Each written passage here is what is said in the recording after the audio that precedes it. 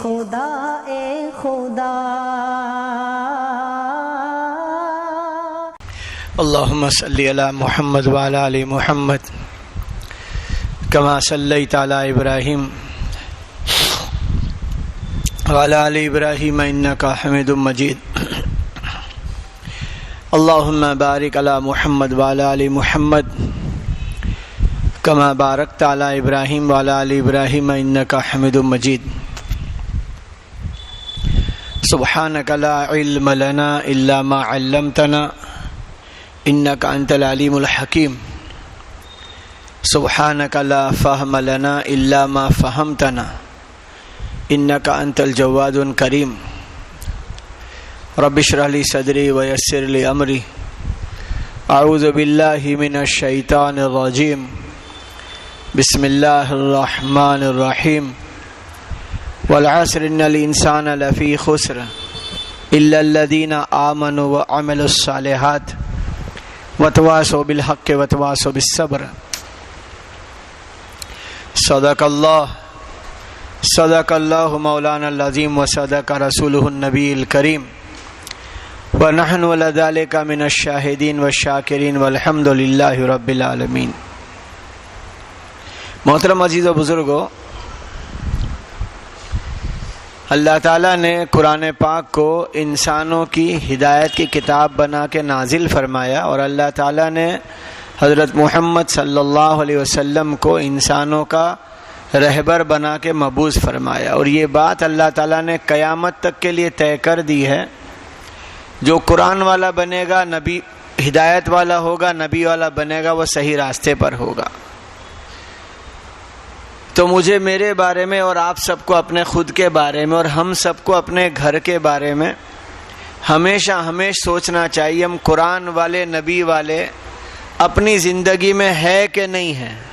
ہماری زندگی کی صبح، زندگی کی شام، خوشیاں، غمی، تو قرآن والا نبی والا بننے کے لیے ایک مقدس جماعت ہے حضرات صحابہ کی، کہ دین سمجھنا ہے تو قرآن پاک کیا کہتا ہے، حدیث مبارکہ میں کیا ارشاد فرمایا گیا ہے، اور حضرات صحابہ نے اپنی زندگی سے ہمیں کیا سبق سکھایا، تو دین سمجھ میں آئے گا۔ اسی لیے اہل علم حضرات نے دین کو 5 حصوں میں تقسیم کیا: ایمانیات، عبادات، معاملات، معاشرت اور اخلاق۔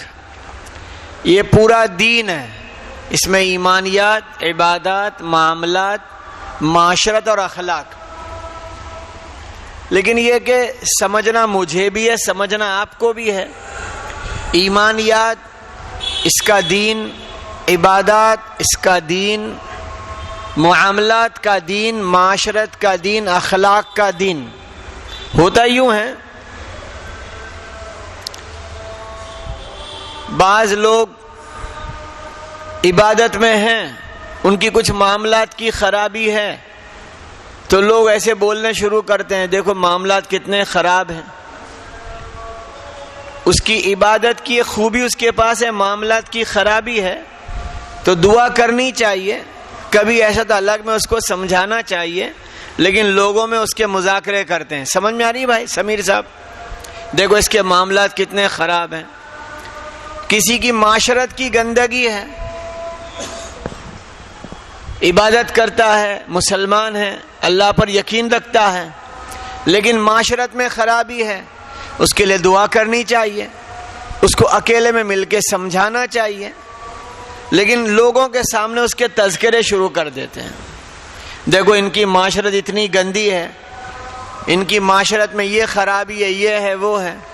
جیسے کہ بعض لوگوں کا ایک مزاج بنا ہے، لوگوں کی خرابیوں کو لوگوں کے سامنے اکیلے میں، یعنی 1 ملے، 2 ملے، 10 ملے، مجمع ملے، بس لوگوں کی خرابیوں کو سب کے سامنے بولنا، یہ اچھی بات نہیں ہے۔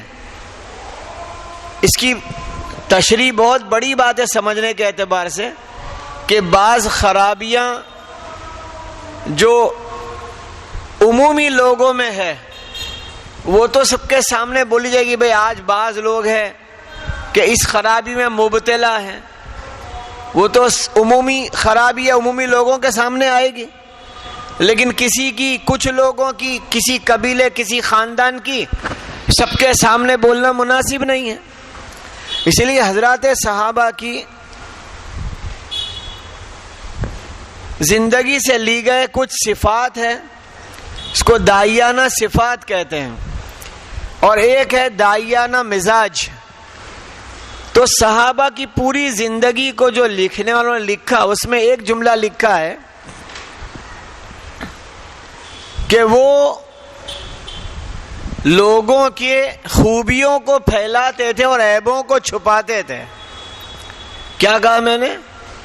بولو نا، خوبیوں کو پھیلاتے تھے اور عیبوں کو۔ یہ صحابہ کی زندگی کا مزاج تھا کہ خوبیوں کو پھیلانا اور عیبوں کو چھپانا۔ لیکن میں سوچوں اور آپ اپنی سوچو کہ خوبیوں کو پھیلانے کا اگر ہے بھی مزاج، تو عیبوں کو پھیلانا بھی کبھی چوکتے نہیں ہیں۔ یہاں تک کہ بعض لوگوں کا تو حال یہ ہے، بیٹا اپنے باپ کے عیبوں کو لوگوں میں پھیلاتا ہے، جو عام لوگوں کو پتہ نہیں ہے، لیکن میرا باپ ایسا، میرے ابا ویسے، میرے ابو جان کا یہ، تو یہ بری بات ہے، خوبیوں کو پھیلانا۔ اسی لیے جب کوئی جماعت اللہ کے راستے سے واپس جاتی ہے، واپسی پہ ان کے سامنے بات ہوتی ہے، تو اس میں یہ جملہ اہتمام سے کہا جاتا ہے کہ جن لوگوں کے ساتھ تم نے وقت لگایا اور جن بستیوں میں لگایا، تو جن لوگوں کے ساتھ تھے اور جن بستیوں میں گئے، وہاں کے کسی کے عیب دکھے، دیکھنے تو نہیں گئے لیکن دکھ گئے، تو اس کو کبھی زبان پہ نہ لانا۔ اللہ کرے بات ہماری سمجھ میں آ جائے۔ اور جو خوبیاں دکھی اس کو خوب پھیلانا، جماعت کے ساتھیوں کی خوبیاں یا جہاں گئے وہاں کے لوگوں کی خوبیاں۔ تو لوگ خوبیاں تو بتاتے ہیں، لیکن ساتھ ساتھ میں بعض عیبوں کو بھی، 10 سال ہو گئے وہ بات کو، 20 سال ہو گئے، پتہ نہیں کئی سال ہو گئے، پھر بھی ایک دفعہ ہمارے ساتھ ایسا آ گیا تھا، ایک دفعہ ہمارے ساتھ، ارے ہاں کہ نہ؟ تو کیا لکھا؟ صحابہ کا یہ مزاج تھا، خوبیوں کو پھیلاتے تھے، عیبوں کو چھپاتے تھے، اور یہ بہت ضروری ہے۔ سمجھ میں آئی بات؟ اسی لیے ایک مضمون ہے مسلمان کے عیبوں کو چھپانا اور اس کو معاف کر دینا۔ عیب یعنی کوئی خرابی اس کی سامنے آ گئی، کوئی اس کی بھول یا کہ کوئی گناہ ہی ہمارے سامنے کھل گیا، تو اس کو پھیلانا نہیں ہے۔ البتہ یوں لکھا ہے بعض ایسی باتیں، جیسے کہ کوئی ایک آدمی ہے پیسے لیتا ہے لیکن واپس دینے کا اس کا معاملہ نہیں بنتا، ایسا ایک سے نہیں 10 سے لے چکا، وہ دیتا نہیں ہے واپس، اور لینے جاؤ تو بدسلوکی کرتا ہے۔ تو ایسے آدمی کی بات تو لوگوں کو کہہ دی جائے گی، بھائی دیکھو فلانے بھائی سے ذرا احتیاط کرنا پیسے کے معاملے میں، اتنی بات ہے تو اتنی بات۔ اس کو ہم عیبوں کو اچھالنا نہیں کہیں گے، ایک وہ برائی جس سے دوسروں کو زیادہ تکلیف پہنچے گی، بھائی دیکھو فلانا آدمی ہے، اس سے دھندے میں ذرا چوکن نہ رہنا، کیونکہ دھندے میں تھوڑی گڑبڑی کئی جگہ کر چکا ہے، آپ کر رہے ہیں، ذرا چوکن نہ رہنا۔ تو اس کو عیبوں کو اچھالنا نہیں کہیں گے، کیونکہ اس کا نقصان کئیوں سے جڑا ہوا اور کئیوں کو پہنچا چکا۔ بات سمجھ میں آ رہی ہے؟ ایک شخص حضور صلی اللہ علیہ وسلم اپنے حجرے میں بیٹھے ہیں، امی جان عائشہ صدیقہ رضی اللہ تعالیٰ عنہ بیٹھی ہیں، اور دور سے آ رہا ہے، تو آپ صلی اللہ علیہ وسلم نے امی جان عائشہ صدیقہ رضی اللہ تعالیٰ عنہ سے کہا، عائشہ دیکھو وہ جو شخص آ رہا ہے نا، اس سے بچنا، احتیاط کرنا، اس میں شر بہت بھرا ہوا ہے، جو شر ہے اس کے کچھ خرابی ہے، بتا دیا۔ اب جب وہ قریب آ گئے، گھر پہ آئے، سلام کیا، آپ نے انہیں بٹھایا، وہ بھائی کو بٹھایا، ان کا اکرام بھی کیا، ان کے اچھے انداز سے بات بھی کی، اور کچھ تھوڑا دیا بھی جاتے وقت. جب وہ چلے گئے امی جان نے عرض کیا یا رسول اللہ آپ نے کہا کہ وہ جو آ رہا ہے اس میں شر ہے, شرارتی ہے, اس سے بچنا, احتیاط کرنا. وہ گھر پہ آیا تو آپ نے بٹھایا بھی, اچھے طریقے سے بات بھی کی اور جاتے وقت کچھ اس کو دیا بھی. تو آپ نے ارشاد فرمایا عائشہ مہمان بن کے آیا تھا اور اکرام کرنا اللہ نے میرے لیے طے کر دیا ہے, میں کسی کی بے اکرامی نہیں کر سکتا. تو مہمان بن کے آیا تھا لیکن آپ کو اس لیے کہہ دیا کہ میں رہوں یا نہ رہوں اس کے شرارت سے بچنا. تو خیر بات میں کر رہا تھا کہ عیبوں کو چھپانا اور خوبیوں کو پھیلانا. ایک اور بات ہم سب کے سمجھنے کی جو صحابہ میں تھی کہ صحابہ اللہ کے دشمن اور مسلمانوں کے دشمن ان کے قریب ہونا کبھی پسند نہیں کرتے تھے, ان کی باتوں کو اچھے انداز سے کبھی بیان نہیں کرتے تھے, ان سے دوستی کرنے کو کبھی پسند نہیں کرتے تھے. بہت دھیان سے بات سننا, اللہ کے دشمن اور اللہ کو ماننے والوں کے بھی دشمن, ان سے کبھی صحابہ دوستی کرنا مناسب نہیں سمجھتے تھے کہ ان سے دوستی کریں, ان کے اٹھنا بیٹھنا رکھیں اور ان کی بھی کچھ باتوں کو سراہ دیں. سمجھ میں آئی؟ بعض لوگ یوں سمجھتے ہیں کہ کبھی کبھی ان کی بھی تعریفیں کر دیں تو اپنے کو کام میں آئے گا. یہ سمجھ میں آئی بات؟ یہ بہت سمجھنے کی بات ہے. قرآن پاک میں ایک واقعہ سمجھایا گیا ہے اللہ کی طرف سے. واقعہ ہے حضور صلی اللہ علیہ وسلم کے زمانے کا, ہجری 6 سال, ہجرت کا 6 سال تھا. صلح حدیبیہ ہو گیا تھا اور صلح حدیبیہ کے بعد مکے والوں نے وہ صلح نامہ توڑ دیا تھا, یعنی جو باتیں طے ہوئی تھی وہ ختم کر دی تھی.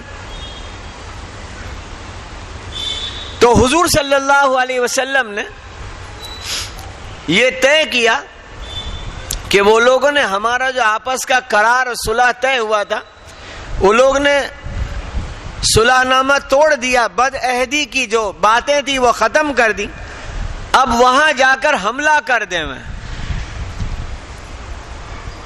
اور پھر ایک منصوبہ بنایا, پلان بنایا حضور صلی اللہ علیہ وسلم نے اور دعا مانگی اللہ سے کہ اللہ ہم جو مکے والوں پر حملہ کرنا چاہتے ہیں ان کی انہیں خبر نہ ہو. راز کی بات ہے, راز کی بات. راز سمجھتے اس لیے کیا لکھا ہے, مجلس امانت ہے. دھیان سے بات سننا, مجلس امانت ہوتی ہے.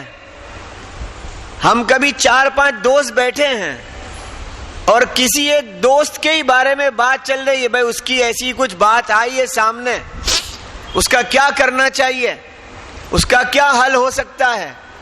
اب وہ بات وہیں کہہ دے, دیکھو یہ ہمارے ایک دوست کی, بھائی کی بات ہے, ہم اس کے حل کو سوچ رہے تھے, یہ مجلس امانت ہے, یہ بات کسی اور پہ باہر نہیں جانی چاہیے.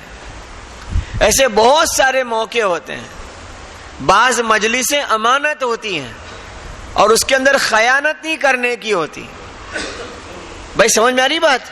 اپنے گھر میں کوئی بات ہوئی, گھر کے بڑے سب بیٹھے تھے, اب وہ بات کسی اور کو بتانے جیسی نہیں ہے, گھر کی بات ہے, لیکن گھر کے ہی کچے ہوتے ہیں. ابھی 4-5 دن پہلے میں نے بڑی کلاس کے بچوں کو سمجھایا کم ظرف. کیا لفظ سمجھایا؟ کم ظرف. ظرف کے معنی برتن ہے, برتن میں کچھ رکھا جاتا ہے تو اس کو بھی ظرف کہتے ہیں. اس کو بھی کیا کہتے ہیں؟ یہ بھی ظرف ہے, اس میں کچھ آتا ہے. تو کبھی کبھی کسی کو ہم یوں بولتے ہیں بہت ہلکا ہے یہ. تو کیسا ہلکا؟ یعنی کیوں ہلکا؟ وزن نہیں. کیوں کہا؟ کہ کوئی بات اندر آئی یعنی وزن آیا. اب اس میں وزن رکھنے کی برداشت کی طاقت ہے تو کیا کرتا ہے, دیکھ میرے کو کوئی کو بولنے کا تو منع کرا, پر تو میرا خاص ہے، تو کوئی کو بولیے مت. یہ وزن خالی کر دیا اس نے، یعنی کیا ہو گیا؟ یہ ہلکا. سمجھ میں؟ اس کو کمظرف کہتے ہیں، کمظرف، کہ کوئی وزن نہ رکھ سکے اپنے اندر، راز کی بات چھپا نہ سکے. اس لیے سمجھداروں نے جملہ بہت اچھا لکھا ہے، جو بات سب سے چھپانا چاہتے ہو وہ کسی ایک سے بھی نہ کہو.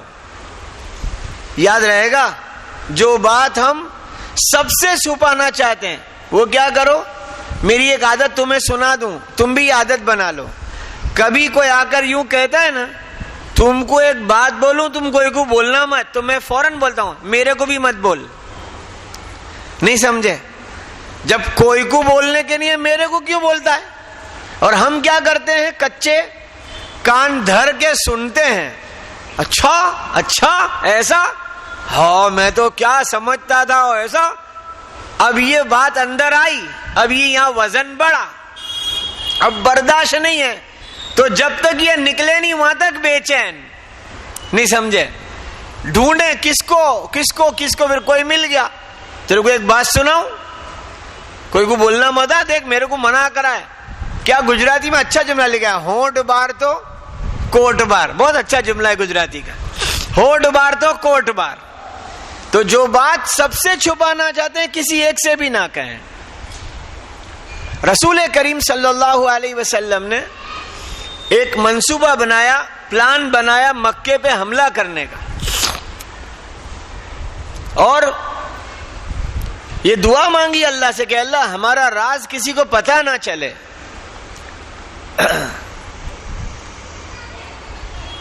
بدر ہوا تھا، اس کے بعد ایک اور مقابلہ ہوا، صلح حدیبیہ ہو گیا.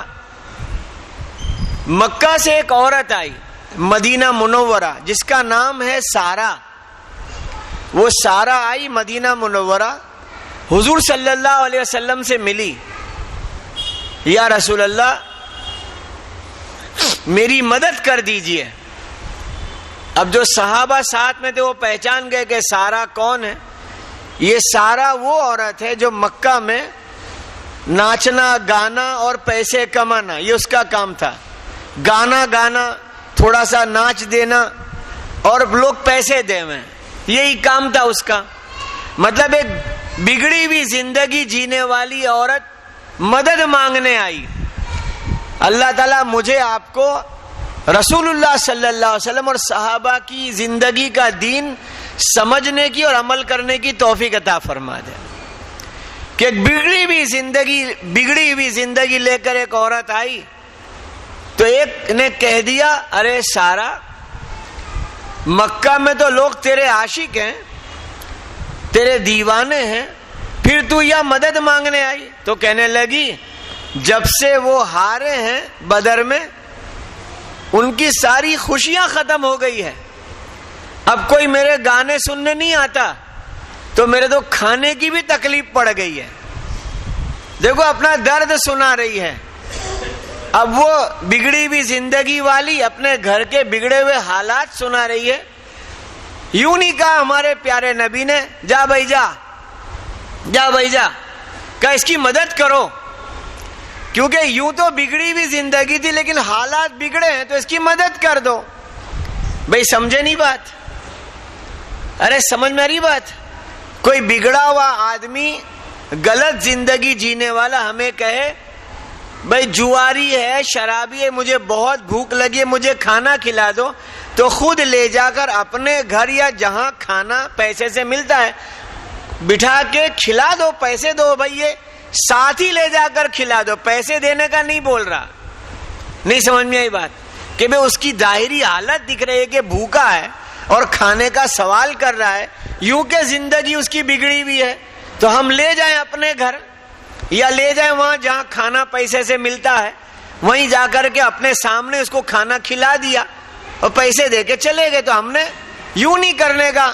جا بھائی جا بھائی، ایک سبق ہے. پیارے آقا نے کہا اس کی مدد کرو. جب وہ مدینہ منورہ سے واپس گئی مکہ کی طرف، آسمان سے فرشتہ آیا اور فرشتے نے آ کے عرض کیا اللہ تعالیٰ نے آپ کو سلام کہا اور یہ پیغام بھیجا کہ جو عورت یہاں سے گئی ہے تمہارا راز لے کر جا رہی ہے، مکہ والوں کو خبر پڑ جائے گی تم نے کیا پلان بنایا. سمجھ میں آئی؟ فوراً رسول اللہ صلی اللہ علیہ وسلم نے حضرت علی کو بلایا، حضرت مقداد کو بلایا، حضرت زبیر کو بلایا رضی اللہ عنہم اجمعین، کہ دیکھو وہ اونٹ پہ گئی ہے، تم گھوڑے پہ جاؤ، جلدی جاؤ. اور ایسی جگہ بھی بتائی، اندر لکھا ہے کتاب میں جگہ کا نام، کہ وہ جگہ پر تمہیں وہ عورت مل جائے گی، کیونکہ خبر آسمان سے آئی تھی. اچھی طرح سننا، خبر کہاں سے آئی تھی؟ آسمان سے، اللہ کی طرف سے آئی تھی کہ وہ عورت ہے، لے کے جا رہی ہے فلانی جگہ پر، ان کو مل جائے گی. یہ تینوں گھوڑے پہ، حضرت علی رضی اللہ عنہ کہتے ہیں ہم تینوں گھوڑے پر ایسے دوڑے، کبھی زبیر آگے، کبھی مقداد آگے، کبھی میں آگے، آگے پیچھے ہو، تیزی کے ساتھ وہی جگہ پہنچ گئے جہاں کا ہمیں کہا تھا. وہیں وہ عورت مل گئی جس کا نام تھا سارا. اور سارا کو ہم نے روکا اور کہا کہ تیرے پاس کسی نے کچھ لکھ کے دیا ہے؟ اس نے انکار کر دیا کہ نہیں، کچھ بھی لکھ کے کوئی نے بھی نہیں دیا، کیونکہ جس نے دیا تھا اس نے انعام کا وعدہ کیا تھا کہ اگر میرا یہ کام کر لے گی تو تجھے کیا دیں گے؟ انعام دیں گے. انہوں نے کہا ہمیں تو خبر ملی ہے تو تیرے پاس ہے ہی، تو وہ لا پرچہ. انہوں نے کہا نہیں ہے. تو حضرت علی رضی اللہ عنہ کہتے ہیں ہم نے اس کا سارا سامان تلاش لیا، اس میں سے وہ راز کا پرچہ نہیں ملا. تو پھر اس کو دھمکی دی کہ اگر تو ہمیں وہ پرچہ نہیں دے گی تو تیرے کپڑے اتار دیں گے. وہ ڈر گئی کہ تینوں مرد ہیں، میں عورت ہوں، اور یہ تو آسمان سے خبر آئی تو بات پکی ہے. تو دو الگ الگ باتیں لکھی. ایک جگہ پہ لکھا اس نے اپنے جوڑے میں سے جو بال باندھتے اس میں سے نکال کے دیا پرچہ، ایک جگہ پر لکھا ہے اپنے ازار کے نیفے میں سے نکال کے دیا. نیفا سمجھتے ہیں؟ ارے ہاں نہ کچھ بولنا یار. نکال کے دے دیا. وہ پرچہ لے کے سیدھے مدینہ منورہ پہنچے. اللہ تعالیٰ نے اپنے حبیب کو ان کا نام بھی بتایا تھا کس نے یہ لکھ کے دیا. ان کو بلایا رسول کریم صلی اللہ علیہ وسلم نے. بات میں نے کیا شروع کی؟ صحابہ کی خوبیوں میں خوبی یہ تھی مسلمان کے عیبوں کو چھپانا اور خوبیوں کو پھیلانا. اب یہ بات معلوم پڑ گئی، صحابہ کا مجمع مسجد نبوی میں جمع ہوا، اور وہ صحابی کا نام 28واں پارہ سورہ ممتحنہ کی پہلی آیت کی تفسیر میں یہ واقعہ لکھا ہے، پہلی آیت میں لکھا ہے. رسول اللہ صلی اللہ علیہ وسلم نے بلایا حاتب ابن ابی بلتہ رضی اللہ تعالیٰ عنہ، جو یمن کے رہنے والے تھے. ان کے بیوی بچے مکہ میں تھے. پوچھا حضور صلی اللہ علیہ وسلم نے حاتب تم نے یہ لکھا؟ کہ ہاں حضور میں نے لکھا ہے، میں نے لکھا ہے. حضرت عمر نے فوراً تلوار نکال لی. آپ اجازت دو. یہ بھی ایک سیکھنے کا ہے کہ بڑوں سے کیا کہیں. ارے بولو نا اجازت. کوئی چور پکڑا گیا محلے میں، اب مفتی صاحب کھڑے ہیں، مولوی صاحب کھڑے ہیں، مفتی صاحب کے گھر میں ہی گھسا تھا چور، اور وہ کھڑے ہیں، اور ایک آیا کچا اور آتے ہی کیا دینے والی چالو. ایسا مفتی صاحب بولے بھائی ارے مفتی صاحب تم چپ رہو، ابھی میں اس کو ڈانٹ. ارے بھائی پوچھو کیا ماروں؟ کیونکہ مفتی صاحب ہے، بڑے ہیں، علم میں کوئی بڑا ہے، کوئی عمر میں بڑا ہے، کوئی درجے کے اعتبار سے بڑا ہے. اس کا ادب، اس پر پورا مضمون لکھا. قرآن حدیث کی روشنی میں لکھنے والوں نے اپنے بڑوں کا ادب علم کے اعتبار سے، عمر کے اعتبار سے، درجے کے اعتبار سے، کیونکہ دین تو پورا ہی سیکھنا پڑے گا.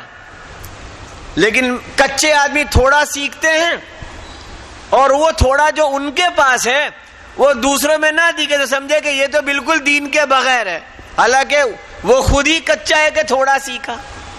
حضرت عمر رضی اللہ عنہ تلوار نکال کے حضور آپ اجازت دو. میں اس کی گردن اڑا دوں. پیارے آقا نے اشارے سے منع کیا.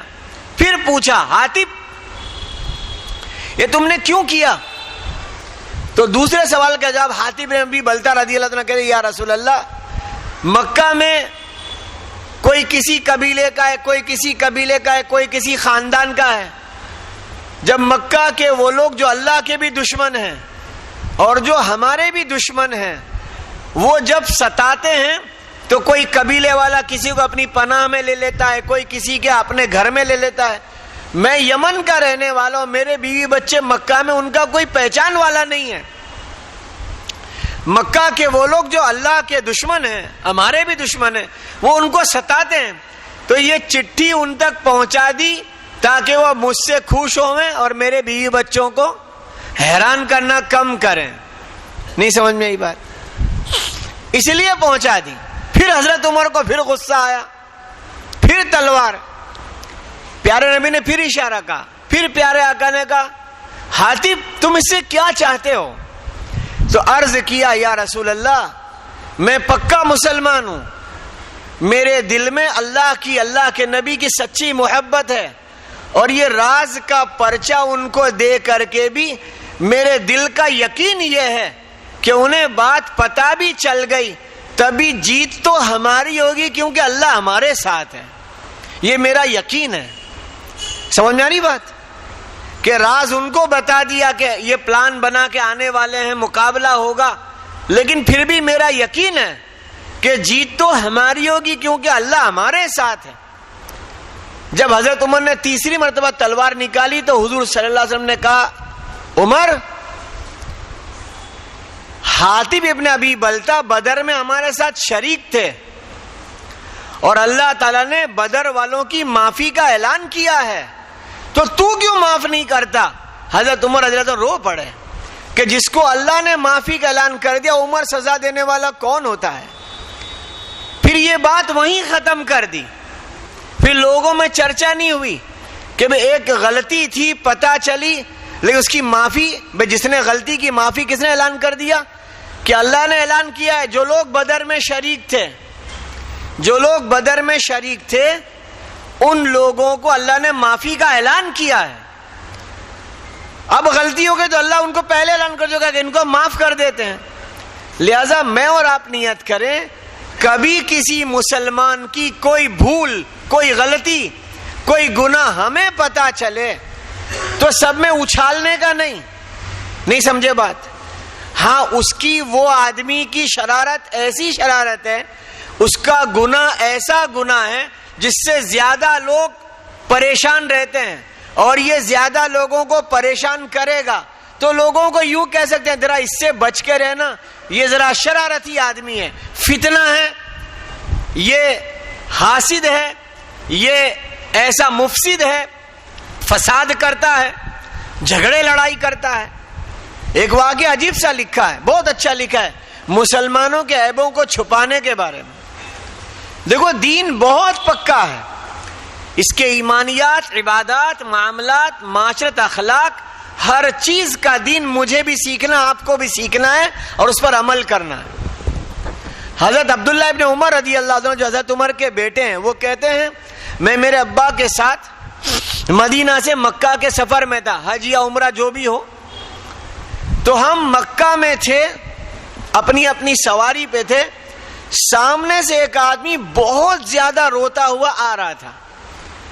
اس کے روتے ہوئے آنے کو دیکھ کر میرے ابا جان نے کہا عبداللہ ایسا لگتا ہے یہ ہمارے کوئی ڈھونڈ رہا ہے. اس کو بلایا اور اپنی پہچان کرا دی کہ میں عمر ہوں، امیر المومنین ہوں. آپ کیوں رو؟ بہت رو رہا تھا. تو وہ آنے والا شخص کہنے لگا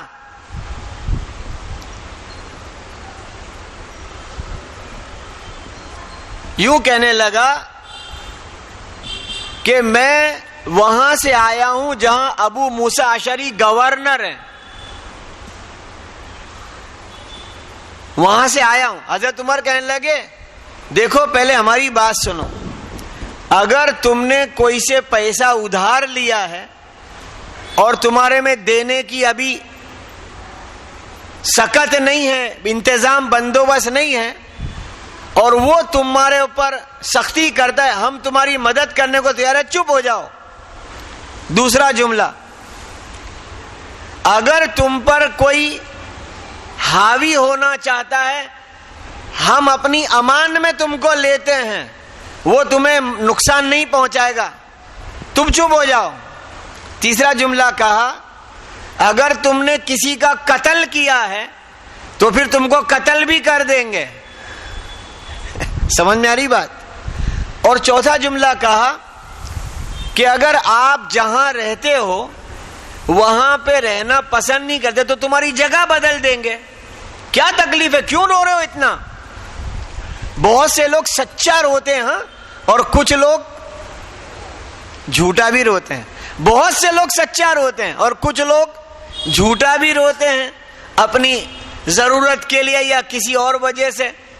کیونکہ بعض لوگوں کو تو رونا ایسا آ گیا ہے کہ وہ ایسا کریں کہ سامنے والا متاثر ہو جاوے، لیکن اگر یہ متاثر ہو کہ اس کی اگر مدد کر بھی دے گا، اللہ اس کو اس کی نیکی دے دیں گے۔ اس کا مکر، اس کا جھوٹ اس کے ساتھ۔ اللہ کرے بات سمجھ میں آ جائے۔ تو انہوں نے کہا میں ابو موسیٰ اشعری رضی اللہ عنہ کی جگہ پہ رہتا ہوں، میں نے وہاں شراب پی لی تو مجھے بلایا ابو موسیٰ نے اور مجھے کوڑے لگوائے، پھر میرا سر ٹکلا کرا دیا، میرا منہ کالا کر دیا اور پورے شہر میں میرے کو پھرایا، اور ایک آدمی اعلان کرتا تھا پورے شہر میں، اس سے کوئی بات مت کرنا، اس کے پاس کوئی نہیں بیٹھنا، اس کے ساتھ کھانا پینا بند کر دو۔ تو میں نے 3 باتیں سوچی۔ پہلا سوچا تلوار لے کے نکلوں، ابو موسیٰ کو قتل کر ڈالوں۔ وہ بول رہے آنے والے قبیلے بنو تیم کا رہنے والا ہوں میں، جب ابو موسیٰ اشعری گورنر ہے، میں نے سوچا تلوار لے کے جا کے اس کو ہی قتل کر دوں۔ دوسرا سوچا آپ سے ملوں اور آپ سے مل کر کوئی جگہ تبدیل کرا دوں، مجھے ملک شام بھیج دو، وہاں میرے کو کوئی پہچانتا نہیں ہے، تم مجھے وہاں بھیج دو، وہاں رہنے چلا جاؤں، جس کا نام آج سیریا ہے۔ تیسرا میں دشمنوں میں جا کے مل جاتا ہوں۔ کہاں مل جاتا ہوں؟ کیونکہ اس کے پہلے جو قصہ سنایا اس میں بھی بات وہی تھی کہ حضرت حاتب ابن ابی بلتہ نے جب وہ خط لکھا تو دشمنوں کو اپنا بنانا چاہا، ان کو خوش کرنا چاہا۔ آیت کیا آئی جس کا مفہوم ہے؟ اللہ آیت میں فرماتا ہے، سورہ ممتحنہ کی شروع کی پہلی آیت میں اللہ فرماتا ہے میرے دشمن اور تمہارے دشمن ان سے دوستی نہ کرو، وہ اس سے راضی نہیں ہوں گے، وہ اس سے راضی نہیں ہوں گے۔ آج ہم اللہ کے دشمن اور ہمارے دشمنوں سے دوستی یوں کرتے ہیں نیت سے کہ شاید یہ ہم سے راضی ہو جائیں، وہ کبھی بھی راضی نہیں ہوں گے، کیونکہ فیصلہ قرآن کا اللہ نے قرآن میں فیصلہ کر دیا ہے کہ وہ کبھی راضی نہیں ہوں گے۔ وہ دوست بن کے بھی دشمنیاں ہی نکالیں گے۔ جو اللہ کے دشمن ہے وہ ہمارے دوست کیسے ہو سکتے ہیں؟ اور ان کا حامی، ان کا مشیر، ان کا ساتھی شیطان ہے۔ کون ہے؟ شیطان ان کا ساتھی ہے، شیطان ان کا حامی ہے، شیطان ان کا مشیر ہے۔ وہ مشورے دیتا رہتا ہے، یوں کرو یوں کرو یوں کرو۔ وہ اللہ کے اس داس کی دشمنیوں پر مشورے دیتا ہے، اللہ سے محبت کرنے والوں کی دشمنی کے مشورے دیتا ہے۔ تو جب ابو موسیٰ اشعری کی بات سنائی، وہ صاحب نے جو حضرت عمر کے پاس آئے تھے، تو حضرت عمر رضی اللہ عنہ کہنے لگے تم دشمنوں میں ملنے کی بات کیوں کرتے ہو؟ پھر کہنے لگے دیکھو اگر میں تمہیں اللہ کے دشمن کے حوالے کر دوں اور مجھے بہت سارا پیسہ ملے تب بھی میں اس کو پسند نہیں کرتا ہوں۔ یہ سمجھنا، ہم ایسی بہت ساری باتیں، ہم مسلمان لوگ بہت ساری باتیں، کبھی کبھی کچھ ایسی بات جو اللہ کے دشمنوں کی سمجھ میں ہی نہیں آتا، لیکن اس کو خوش کرنے کے لیے بولے ایسی باتیں۔ دیکھو ہمارے میں تو کیا ہے، قرآن پاک میں یوں لکھا ہے، اب اس کو تو سمجھ میں نہیں آیا لیکن اس نے اس کو الٹا سمجھا، ہم نے اس کو خوش کرنے کے لیے بولا۔ میں مثال نہیں دینا چاہ رہا لیکن سمجھنے کی بات ہے، بہت سمجھنے کی بات ہے۔ کہ ان کو کبھی خوش کرنے کی کوشش نہیں کرنا، جو اللہ کے بھی دشمن ہیں اور ہمارے بھی دشمن ہیں، اور وہ کبھی خوش نہیں ہوں گے۔ تو حضرت ابو موسیٰ اشعری رضی اللہ تعالیٰ عنہ کو حضرت عمر نے خط لکھا، اور خط میں کیا لکھا؟ ابو موسیٰ، آئندہ تم نے کبھی ایسا کیا جو یہ مجھے سنا رہا ہے قبیلہ بنو تیم کا رہنے والا، تو تمہیں ایسی سخت سزا دوں گا کہ تمام لوگ تعجب کریں گے۔ اگر اس نے شراب پینے سے توبہ کر لی ہے، اعلان کراؤ، اعلان کراؤ، اس کے ساتھ کھانا کھاویں، اس کے ساتھ ملیں، بیٹھے باتیں کریں۔ یہ بات بول کے بات پوری کر رہا ہوں سمجھنے کے اعتبار سے۔ ہمارے ہاں کیا ہوا، کوئی نمازی، جماعت میں جانے والا، داڑھی ٹوپی والا، اس سے کبھی کوئی جان بوجھ کے گناہ ہو گیا، مثال کے طور پر چوری کرتے پکڑا گیا۔ ارے سمجھ میں آ رہی بات؟ اب چوری کرتے پکڑا گیا تو بھئی جان بوجھ کے کی، مجبوری میں کی، چوری کرتے پکڑا گیا، اس کو سمجھانا چاہیے، اس کو چوری کی برائی بتا کے اللہ کی سزا، آخرت، ایمان بتا کے سمجھانا چاہیے۔ ہم نے سمجھایا نہ سمجھایا، لوگوں میں تو چرچا شروع کر دی، دیکھو وہ فلانا، اور اس کو بھگا دیا، آئندہ مسجد میں دکھنا مت۔ کیا مت کرنا؟ اب مسجد سے ہی بھگا دیا تو یہ بھگانے کا نہیں ہوتا، اس کے عیب کو چھپانے کا ہوتا ہے، کیونکہ بھئی چوری کرتے پکڑا گیا تو شیطان اس کے اوپر حاوی ہو گیا تھا، اندر نفس اس پر غالب ہو گیا تھا، چوری کر لی، پکڑا گیا۔ اچھی طرح سننا کہ جن صحابی سے چوری کا گناہ پیارے نبی کے سامنے ثابت ہوا، ان کو صحابیت سے نکال نہیں دیا کہ یہ صحابیت میں سے ہی نکل گئے۔ اب بھئی چوری کا گناہ ثابت ہوا پیارے آقا کے سامنے، پیارے آقا نے قرآن کی حد قائم کر دی، لیکن وہ صحابی ہی رہے، اور قیامت میں صحابہ کے ساتھ کھڑے ہوں گے۔ سمجھ میں آ رہی بات؟ کسی سے اور بڑی غلطی ہو گئی، جو ان کی سزا تھی وہ سزا قائم کر دی گئی، سزا پوری ہو گئی، لیکن ان کو صحابیہ میں سے نہیں نکال دیا گیا، صحابیت میں سے نہیں نکال دیا گیا۔ ہم تو کیا کریں؟ کہاں سے نکال دو؟ مسجد میں سے ہی نکال دو، اور آئندہ تو ایسا وہ جگہ جانا ہی مت، یوں کرنا ہی مت۔ تو بھائی یہ غلط بات ہے۔ اسی لیے کسی کے گھر میں کوئی ٹیلی ویژن لے آیا، گناہ کی ایک چیز لے آیا، اور اب ہم یوں کہ اب اس کے گھر میں کوئی دیندار جا کے دین کی بات نہیں کریں گے، ان کے گھر میں عورتیں جا کر کے دین کی بات نہیں کریں گی، تو یہ ہم نے بڑی غلطی کی کہ بھئی کوئی غلطی سے کسی وجہ سے ایمان کے کچے پن سے یہ ٹیلی ویژن لے آیا، اب اگر ہم اس کے گھر پہ دین کی بات کرنا بند کر دیں گے تو برائی اس سے بھی آگے بڑھ جائے گی۔ ہمیں تو کیا سکھایا؟